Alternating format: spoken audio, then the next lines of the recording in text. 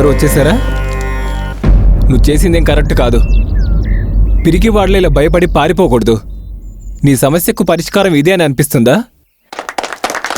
ప్రియమైన విద్యార్థులకు నీ మనసులో ఉన్న విషయాలన్నీ గౌరీతో ఓపెన్గా చెప్పి ఏదో ఒక నిర్ణయం తొందరగా తీసుకో. రా.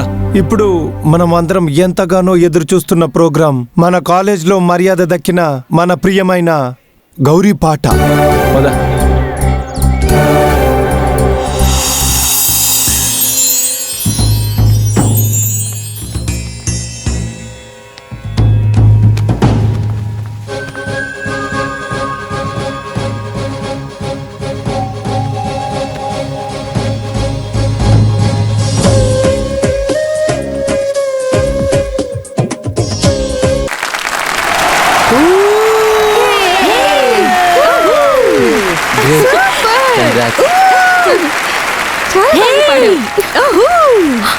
ఇది నాకొక ఇంకో జన్మ. నేను ఆశపడిన ఈ జీవితం నాకు మళ్ళీ దక్కింది. నేను దీన్ని అస్సలు ఊహించలేదు. ఇప్పుడు ఈ పాట వల్ల మీరు కొట్టిన ఈ చప్పట్లు నాకు మాత్రం కాకుండా ఇంకొకరికి కూడా చేరాలి. సడన్గా పోయిన నా గొంతుని సర్జరీ చేయించి మళ్ళీ తిరిగి తీసుకొచ్చిన మనిషి హరినే. నా పాట మళ్ళీ పాడమని నన్ను అడిగిన ఫాదర్కి కూడా, నా ఫ్యామిలీకి కూడా. కానీ దీనికంటే ముందు నేను ఎవరికి థ్యాంక్స్ చెప్పాలంటే ఇంకొక వ్యక్తి ఉన్నారు. అది నా హస్బెండ్కే.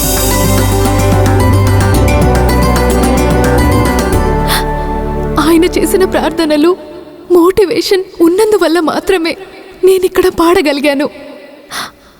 నా కోసం నా హస్బెండ్ చాలా త్యాగాలు చేశారు. నా సర్జరీ కోసం, ఈ అవకాశం కోసం అన్ని ఆశల్ని కూడా ఆయన దూరం చేసుకున్నారు. ఒక పిల్లాడు కావాలనే ఆశను కూడా నా కోసం దూరం చేసుకున్నారు. జ్యోతిష్యుణ్ణి కలిసి మంచి రోజు చూశారు. చాలా పూజలు చేశారు, ప్రార్థించారు. ఆయన ఎప్పుడు నాకు సపోర్ట్ చేశారు. నా ఈ పాట వినేటప్పుడు అందరికంటే సంతోషపడేది ఒక విధంగా నా హస్బెండ్ అని చెప్పాలి. కానీ ఆయనకి త్వరగా ఒక చోటికి వెళ్లాల్సి ఉంది కాబట్టి ఈరోజు ఆయన ఇక్కడికి రాలేకపోయారు. నాకుండే అన్ని ఆశల్ని వెలుతురికి తీసుకొచ్చిన ఆయన కాల్ని పట్టుకుని మనస్ఫూర్తిగా సంతోషపడుతున్నాను.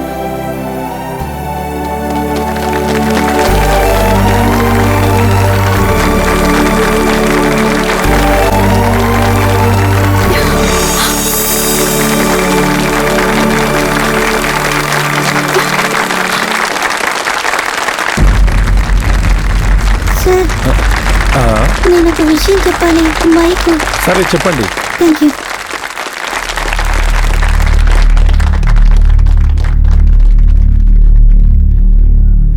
ఒక విషయాన్ని నేను మీతో చెప్పాలి.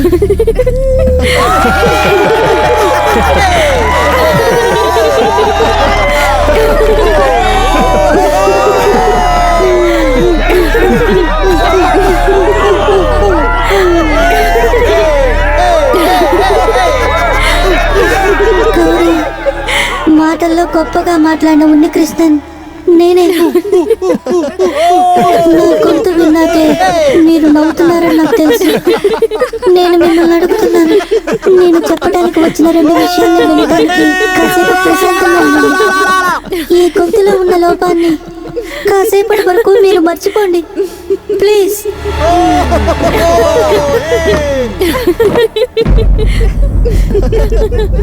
గౌరీ నా గురించి చెప్పిన మంచి విషయాల కన్నా నేను అరువుని కాదు. గౌరీ గొంతు తిరిగి పొందటానికి కాదు, నేను ప్రార్థనలు పూజలు చేసింది తిరిగి దొరకకుండా ఉండటానికి.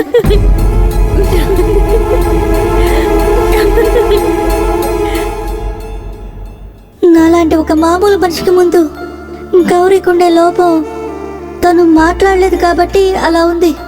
ఆ లోపం ఒకటి తనకి లేకపోతే తన ముందు నేను అసలు ఎందుకు పనికిరానని చాలా భయపడ్డాను. నా గౌరీ నేను పోగొట్టుకుంటానేమోనని భయపడి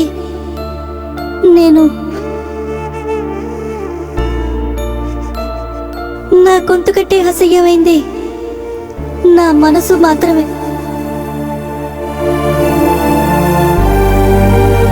స్కూల్లో అటెండెన్స్ చెప్పేటప్పుడు లేచి నుంచున్నప్పుడు నేను మొదటిసారి అసహ్యపడ్డాను. టీచరు, ఫ్రెండ్స్ అందరూ కలిసి నన్ను. ఆ రోజు నుంచి నేను నా గొంతును అసహించుకోవటం మొదలుపెట్టాను. ప్రజలందరి మధ్యలో నుంచి నేను దూరంగా ఉంటాను. ఇలాంటి గొంతునిచ్చినందుకు దేవుణ్ణి కూడా చాలాసార్లు నిందించాను. కానీ దేవుడిచ్చిన వరమే ఈ గొంతని ఇప్పుడు నాకు అర్థమైంది. కారణం ఎవరు విన్నా ఎగతాళిగా నవ్వే ఈ గొంతే నా జీవితంలో చాలా పెద్ద అదృష్టాన్ని, నా గౌరీని నాకిచ్చింది. ఈ గొంతు లేకుండా ఉండుంటే గౌరీ నాకెప్పుడూ తక్కువండేది కాదు. ఇప్పుడు నా మనసులో ఉండే చాలా బాధని ఇలా చెప్పడం ద్వారా గౌరీ మాట్లాడిన మాటల వల్ల ఇప్పుడు మారిపోయింది. దానికి నేను దేవుడికి ధన్యవాదాలు చెప్పుకోవాలి. నా మనసులో ఉండే విషయాలన్నింటినీ ఇంత ఓపికగా కూర్చుని విని పెద్ద మనసు చూపించినందుకు మీ అందరికీ నేను ధన్యవాదాలు తెలుపుకుంటున్నాను.